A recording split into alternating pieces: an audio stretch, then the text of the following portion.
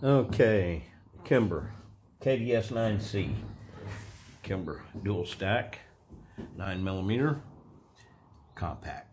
Compact because it's got a barrel less than 5 inches long. So I'm sure that's the way Kimber did it, and they probably left it open so that they could later on design one with a shorter barrel or a longer barrel or something and identify the platform.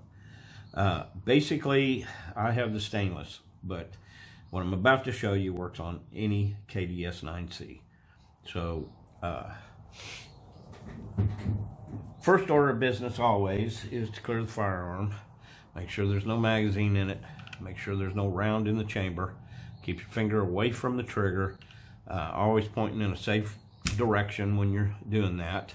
I had a buddy a few years ago that wasn't real disciplined in doing that, and he basically put a hole through the top of his kitchen countertop because he got lax at doing that. So you're well served by making that a first priority every time you pick up a firearm. Anyway, this is not a 1911. And of course, I mainly stick with 1911s. Out of over 300 manufacturers throughout the world, I got plenty to deal with. But when it comes down to a Kimber, they're so popular. And I actually had a customer that contacted me about a tool for this firearm. Now, I determined that it had a flat wire, 3/4 length guide rod. And so my first suggestion to him was to get my UPT FW, which is the Universal Pro Tool for flat wire guide rods. Now, this tool comes with a gauge. The reason why is because these 3/4 inch guide rods, I always have been paranoid that I'll get a tool that's a guide rod that's too short. And of course, that's exactly what the case is with this firearm. It is too short. And why that's important is because this tool needs a certain amount of space to go on the guide rod and not get pressed against the spring plug prematurely, because it's friction based. And that spring, once that locking ring is engaged, got pressure on it, well, it's not going to want to come off. Fortunately, this firearm has enough over travel that you can pull back the slide and you can remove this tool. But that's not practical for a tool everyday disassembly and reassembly. So because it was a Kimber, and I know I'm going to have a lot of requests for it, as I generally do on Kimber firearms, I came up with a custom fit tool. Now, a custom fit tool is a tool that I attempt to align the takedown notch. And it starts out with just locking back the slide, slipping the tool on the guide rod, releasing the slide.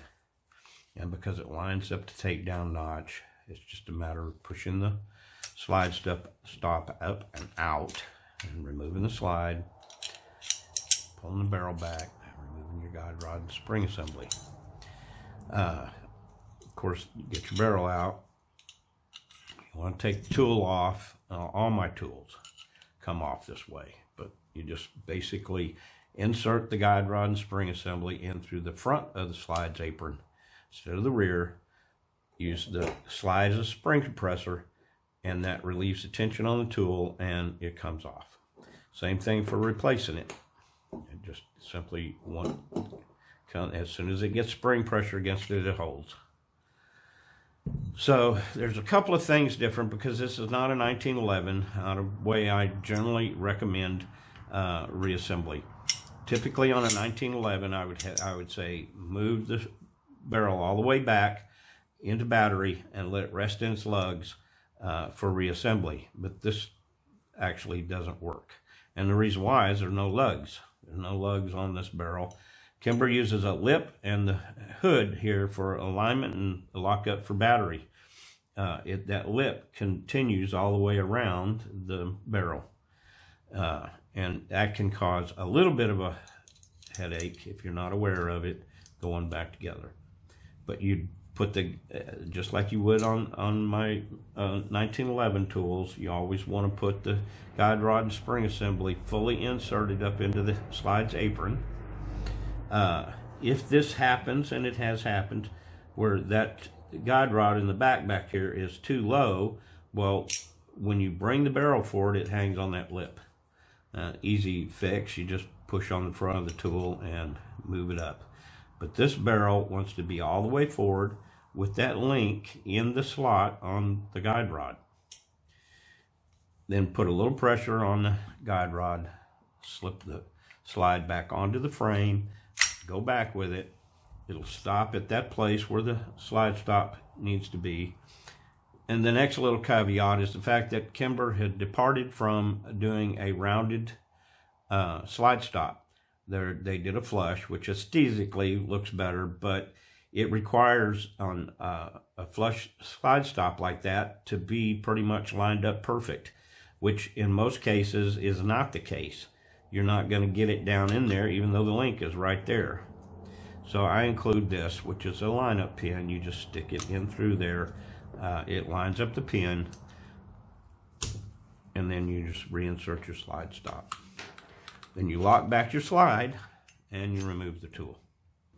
Now, the factory method, and I always advise people to be familiar, regardless, buy one of our tools or not, familiar with the factory disassembly method. And that's basically bringing the slide down or getting the slide lined up under spring pressure until the notch lines up. Push your slide stop up through the notch, remove it, remove the slide. Now, this particular firearm, oh, there it goes. You need to watch it because the spring is under pressure and it's slit coming up over this dog leg. And I always try to keep my thumb a little bit under here to keep it from popping up and going shooting across the room, which I've had happen. But basically, once you've got it to this point, you just remove your guide rod and spring. Then remove your spring plug. Now, this is a not fired firearm. It's been apart 40, 50 times, but it has not been fired. Certain things are stiff, and when I originally got this plug was way stiff. So trying to get that plug out initially was a bear until it kind of been put in and out a few times so it could kind of wear down the finishes enough to fit properly and easily go in and out. Then it's just a matter of taking your barrel out. When you go to put your barrel back in, it goes all the way back. Spring plug goes back in the apron. Then you reinsert your guide rod and spring. Same thing. You want the cutout part of it facing the barrel. But I suggest you hold it there. Then move your link down till it goes into the slot. Then reinsert the slide onto the frame. Now when you come back, it's going to look like it's lined up. The problem is that it's not. Now, it does do better a lot of times when it comes all the way back at this point to allow that slide stop to go in there. It's not in this case, so what I found is letting it go down, set the slide stop in the hole, wiggle it back and forth, and in most cases, you'll get your slide stop to line up. There we go. Now it's going through. And once it's in there, then you can take your slide back, holding it, bring the slide stop up, lined up, and reinsert it. Now, it's not horrible. I mean, it could be a lot worse. It's a 14-pound spring, I think it is. It's got some, some oomph against it, but it's not terrible. So, anyway, being at least familiar with the way that it comes apart and goes together, factory method is important. It gives you a clue about certain things that happen with it and what it requires. So, always being familiar with how it comes apart and goes back together. Using the factory method is important. And that's why they chose a 3/4 length guide rod. Most manufacturers that choose a 3/4 length guide rod do it because the guide rod can be removed out of the slide without the need of a tool holding the spring. or holding it in position to give it the clearances that it needs. So that makes this actually a toolless gun for disassembly and reassembly. If you've got the hand strength and you've got the mechanical aptitude to do the things that are necessary. And I would suggest if you buy this brand new that you don't try to take it apart initially. What you should do is basically lock back the slide and oil up in the gaps as much as you can with oil.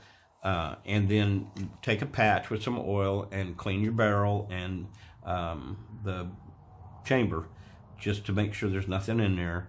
And then just go out and fire the crud out of it, because every time it fires, it's going to be mating and it's going to start its break-in, and it's going to be a lot simpler to move. Because when I first did this, you'd get it to a point and then you try to go a little more and you go way past. You took a lot of effort to move it.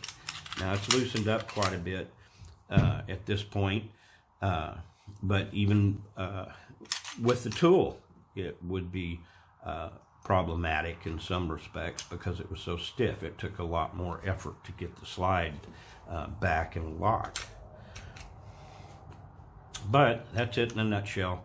I don't have this tool ready on the website. I've still got pictures to take. I got other things to do, but also there's a couple of couple of little things that I want to do in changing on the tool that don't change its functionality, but because I'm picky, I want to take care of. So